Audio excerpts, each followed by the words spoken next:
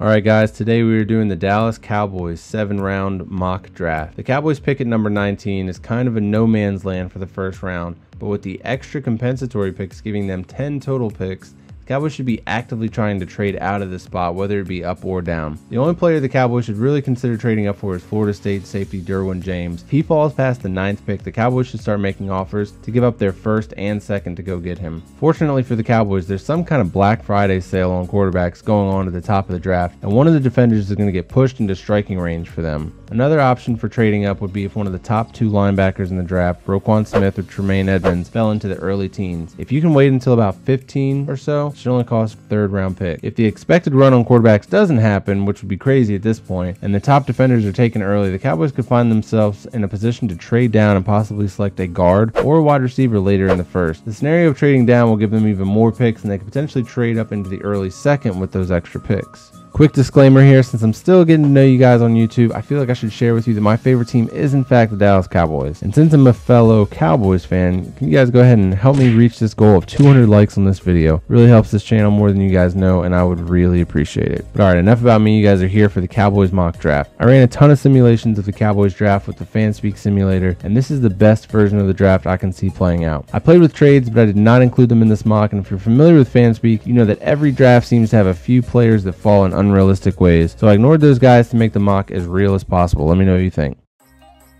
In the first round, with the 19th overall pick, I have the Cowboys selecting Boise State linebacker Leighton Vander Esch. The Cowboys have got needs on every level of defense: defensive tackle, linebacker, and safety. Traditionally, building from the trenches out has been the most effective way for solidifying a unit, and the Cowboys might have a chance at one of the best one techniques in a few years with Vita Vea. But the Cowboys have not shown an interest in solidifying the one tech in a long time, but they've definitely got the 3 techniques and the defensive ends in place. So, shifting to the next level at linebacker, Cowboys cannot go into a season relying on Sean Lee and Jalen Smith as their top 2 linebackers. Jalen Smith has been rumored to be moving to the Sam spot, and with Sean Lee typically playing about a half a season, I think linebacker is the Cowboys' biggest need on defense. If they can secure a legitimate Mike linebacker, it would give their defense some much needed consistency moving forward. Leighton Vander Esch is one of those draft process risers that comes out of nowhere once people really start to dig into their film. He also grabbed everyone's attention at the NFL Combine when he ran a 4.65 40 at 6'4", 255 pounds.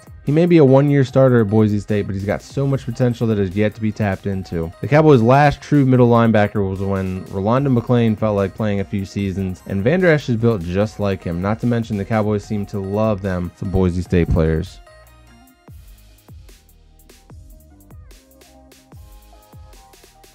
In the 2nd round, with pick number 50, I have the Cowboys selecting Stanford free safety Justin Reid. The Cowboys need a legitimate center field free safety. They tried to put Byron Jones there, but it turns out he's just a man coverage cornerback who cannot tackle. Justin Reid is the brother of Eric Reid. Justin is cut from a similar cloth of his brother and is an intelligent all-around safety. And because safety is such a tough position to find players, Reid might actually be gone by 50 in real life. But if that's the case, Wake Forest safety Jesse Bates should be there and is kind of a similar in comparison to Justin Reid.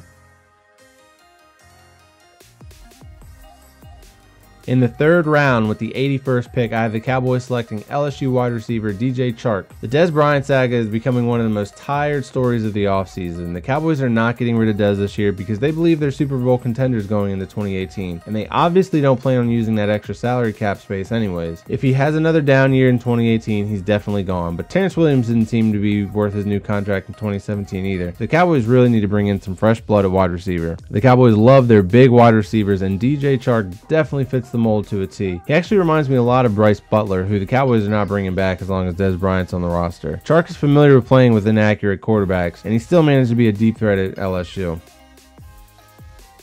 In the 4th round, with pick number 116, I had the Cowboys selecting Michigan guard center Mason Cole. After addressing the other needs, the Cowboys are forced to grab an offensive line prospect because they didn't bring back Jonathan Cooper and he signed with the 49ers. Mason Cole offers a ton of flexibility. He played offensive tackle and center at Michigan, although he's definitely best suited to play along the interior in the NFL. He could possibly start at left guard for them, or at least offer the flexibility to back up all 3 interior spots on game day. Nevada offensive lineman Austin Corbett is another option here. He was a pre-draft visit for the Cowboys, but wasn't available in my final mock here. Corbett offers a lot of similar flexibility along the offensive line.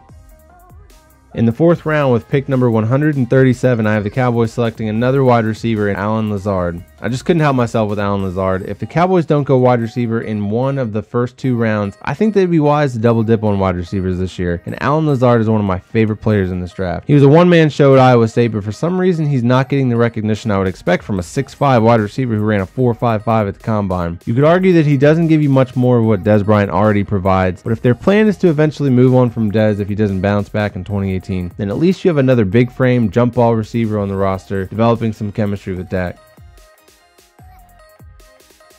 In the 5th round with pick number 171, I have the Cowboys selecting Wisconsin tight end Troy Fumagalli. Jason Witten might be looking at his final season in 2018. And I can't believe it, but I saw some Cowboys fans talking about releasing him this year due to his cap hit. So hopefully he can just go out on his own before getting run out of town. Rico Gathers is an enigma and could still be the Cowboys' future at tight end, but as of right now, they need some more depth with James Hanna likely to get released in the future. Troy Fumagalli is almost the anti-Rico Gathers in that he wasn't blessed with the physical traits. He's even missing a finger. But he makes up for the physical traits with sheer effort, determination, and grit. Fumagalli is definitely more of a blocker than a receiver, but the Cowboys should be looking for more of a run blocker if James Hanna doesn't come back. If the Cowboys are looking for a prospect more similar to Rico Gathers, but without the extra fluff he seems to be providing via social media, they could consider Ian Thomas from Indiana here, or possibly even later in this draft.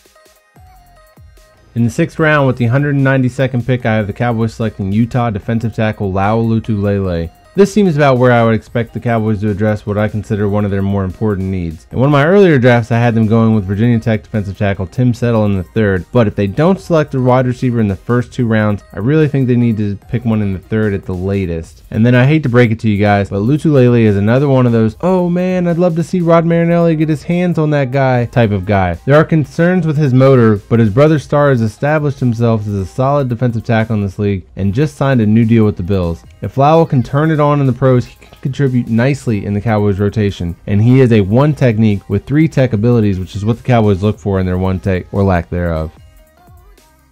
And with the very next pick at number 193, I have the Cowboys selecting Stanford offensive tackle David Bright. Cowboys fans should hope they don't draft an offensive tackle too much higher than this. My fear is that if they think they need to use an earlier pick on an offensive tackle, then they are genuinely concerned about Tyron Smith's back issues being chronic.